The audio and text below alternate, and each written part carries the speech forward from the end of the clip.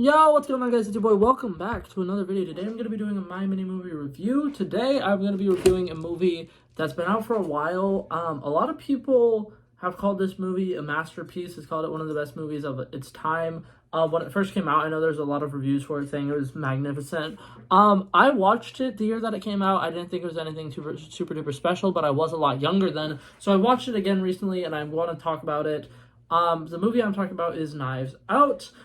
There's a sequel to it, The Glass Onion, which I am planning on watching soon, and that's part of the reason why I wanted to make a little mini movie review on this, because in that movie, Daniel Craig is playing the same character he plays in here of world-renowned detective, whatever his last name is. I know his last name is Benoit or something like that.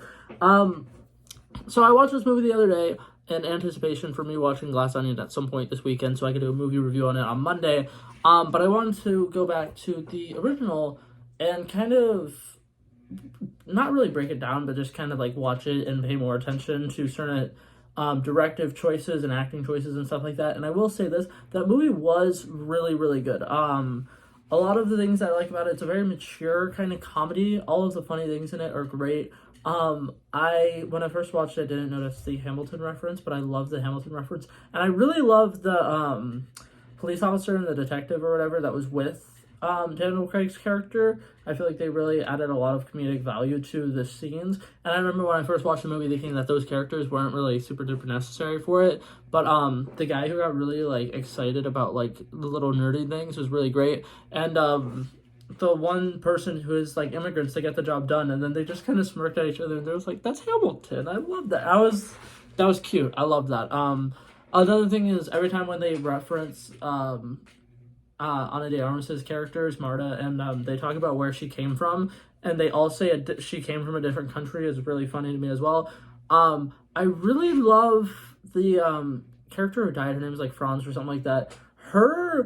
Every single time you hear her actress like saying something, it's kind of like some weird conspiracy theory, and all of the like background conversations you hear them saying throughout the parties and stuff like that are all really, really funny, and I really love it a lot.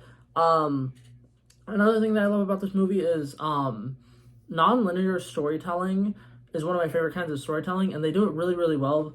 And something I like about it is that it's non-linear, but it also is linear, because a lot of the times they are flashing back to the night of the murder. It's all going on at the time that it's happening. So instead of it being like oh, here's this flashback to this thing that happened at the end of the night, and then here's this thing that happened at the beginning of the night. It's when we first go back, we're seeing stuff from the beginning of the night, and then it goes how the night goes along, basically, but you're seeing it from different people's perspectives. And the way that they, instead of answering questions as they happen, kind of wait for dramatic effect for certain reveals and stuff like that. Like, it's kind of like very subtly hinted at some of the things that are kind of like Chris Evans' character is the bad guy, right? And a lot of people knew that going into the movie that he's the bad guy just because he's Chris Evans, and you don't hire and this is kind of the logic I hate. People are like, you don't hire a big actor and only have him do a small role or whatever. Almost everybody in this movie is a big actor, but that's okay. We're not going to get into that. But that was just something I thought was funny. I was seeing people on TikTok the other day arguing because somebody mentioned this, and I fully agree with this statement. Chris Evans was great casting to be a villain of a movie, because at the time, his most current role is Captain America, the Gifted movie that he was in, where he's like a really great guy. So you see Chris Evans, you automatically are thinking of Chris Evans in real life. He's a really nice guy. You don't want him to be the bad guy. You see him and you're like, he's a very likable dude. So him being the bad guy in a movie is kind of actually in itself just brilliant casting to make him a bad dude, because people see him and they don't want to believe that he's a bad dude, because Chris Evans is like the nicest dude ever. He seems really friendly when you first are introduced to him in the movie. When he's helping Ana de Armas's character out, very friendly guy. He puts up a front, and you can tell that he's kind of blackmailing her, but he's kind of nicer about it than like the other family members would have been. Overall, I think that casting decision was really good. I think Chris Evans did a great job in the role. Ana de Armas did a great job in her role. All of the acting all around was fantastic. The writing was fantastic. The direction was fantastic.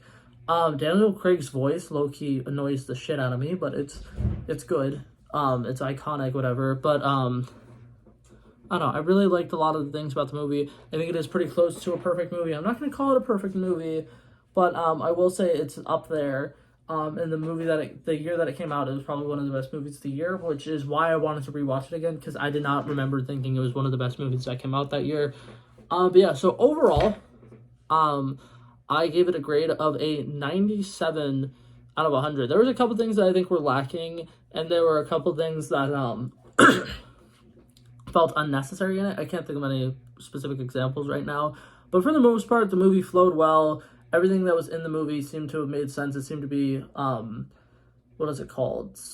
Great. There was just a couple lines of dialogue here and there that I was like, that is kind of unnecessary. But overall, I thought it was pretty good. One thing that did really bother me about the movie, though, is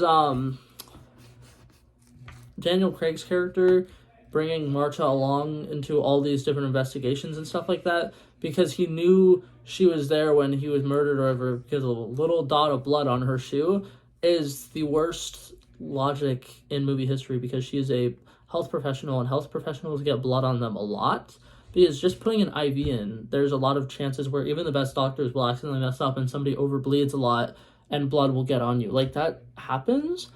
And I kind of hate that that was his whole reasoning for wanting to bring her along the entire time. And, yeah. But other than that, I think that the movie was really, really solid. I don't want to give it 100 because I saw somebody who reviews movies talked about this the other day. 99 is movies that are really, really, really, really good. And then 100 is kind of where you should put stuff that are just a tier above. Like, they are absolutely perfect films. 99 are pretty much absolutely perfect films as well. But 100 is just movies where you watch it and you're just like, holy shit. But yeah, that's it for this video. Hope you guys enjoyed it, and I'll see you guys in the next one. Peace out.